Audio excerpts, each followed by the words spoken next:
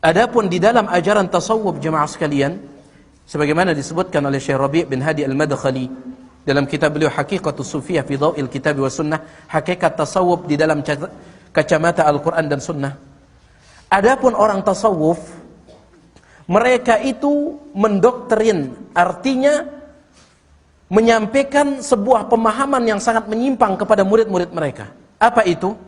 Mereka mengatakan, man qala li syaikhihi lima faqad habitat a'maluhu. Dalam ucapan mereka yang lain, falan yufliha.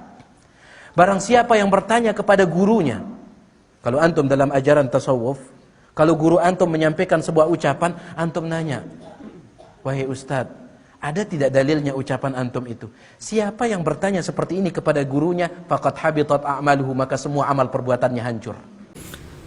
Assalamualaikum warahmatullahi wabarakatuh. Assalamualaikum warahmatullahi wabarakatuh. Ada sebuah ungkapan mangkala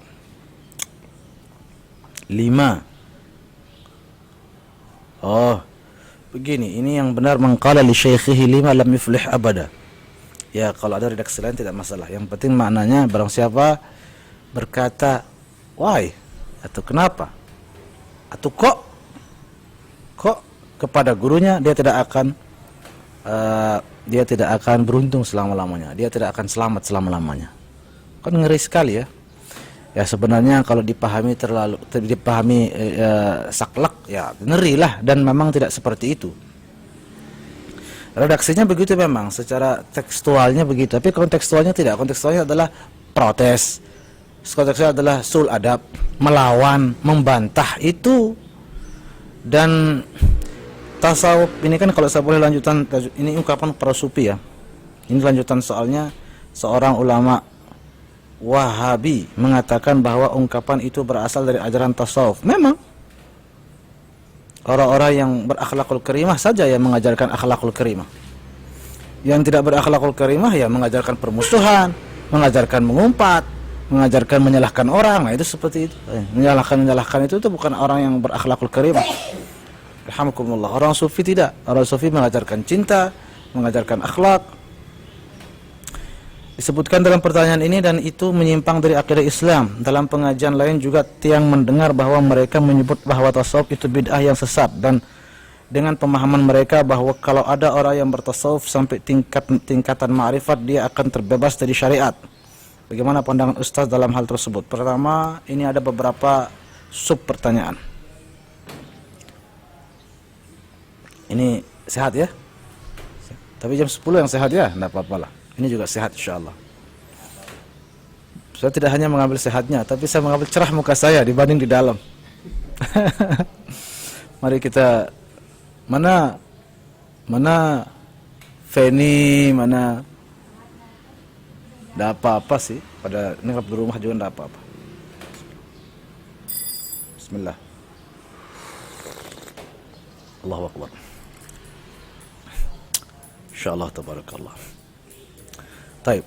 So pertama saya lihat di sini, saya baca di sini tentang berkata kepada.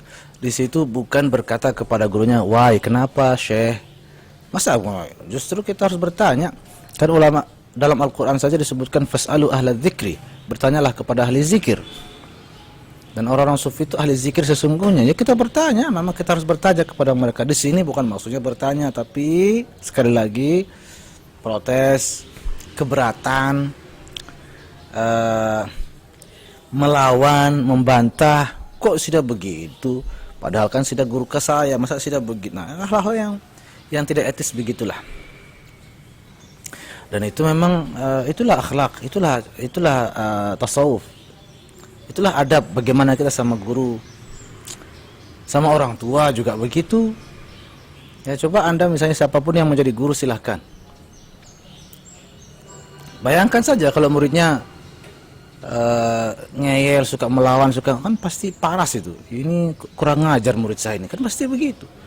Ya jelas kalau sudah guru yang begitu banyak jasanya, kesal, apalagi sampai tidak ridho sama muridnya, lebih-lebih murka, lebih-lebih mendoakan yang mudahan kamu, sudah pasti itu akan menjalani masa-masa depan yang sangat pahit itu, wal'iyazubillah. Apa yang aneh dari ungkapan itu? Ini orang kadang-kadang berlebihan saja memahami mengkaji atau membaca ungkapan-ungkapan seperti ini. Mengenai tasawuf yang dianggap menyimpang, la haula wala quwata illa billah. Begini. Pahami dulu tasawuf itu apa. Dan untuk memahami tasawuf itu apa, tanya kepada ahlinya, ahli tasawuf itu. Jangan tanya kepada ahli yang lain. Misalnya kita mau tahu tentang kopi, atau sekarang misalnya yang marak tentang virus, tentang penyakit. Untuk mengenal penyakit itu, mengenal virus itu, siapa kita tanya? Ayo, montir, kan tidak nyambung. Yang kita tanya ahli virus, pakar virologi. Yang kita tanya mungkin tim medis, dokter yang lebih memahami tentang virus atau penyakit. Kan seperti itu. Masa kita mau belajari, kita mau tahu status atau bagaimana kelebihan dan kekurangan virus COVID-19, lalu kita pergi tanya ke misalnya siapa? Ke tukang tukang bangunan misalnya. Iyalah, nggak bisa, nggak nyambung. Terus apa yang dikatakan oleh tukang bangunan itu tentang virus kita percaya, kan kita bodoh sekali berarti itu. Bukan ahli tasawuf. Berbicara tentang tasawuf, percaya Anda bodoh sekali. Siapa kita tanya tentang tasawuf? Ahli tasawuf, para sufi. Dan para sufi itu banyak sekali di mana-mana sejak dahulu kala. Ada Imam Ghazali. Buka kitab Ihya Ulumuddin, lihat bagaimana tasawuf di sana, luar biasa, sama sekali tidak bertentangan dengan Quran hadis. Lagi pula Imam Junaid juga tasawuf sufi. Imam Junaid pelopor tasawuf. Dan hidup kapan? Hidup kapan? Dahulu kala. Abad kedua atau ketiga Hijriah. Abad kedua Hijriah mungkin lebih tepat. Dahulu kala.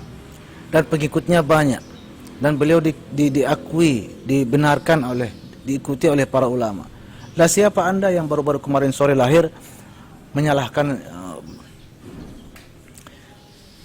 ada sesuatu hal yang tajam yang saya ingin sampaikan terkait tasawuf ini. Apa itu yang tajam itu?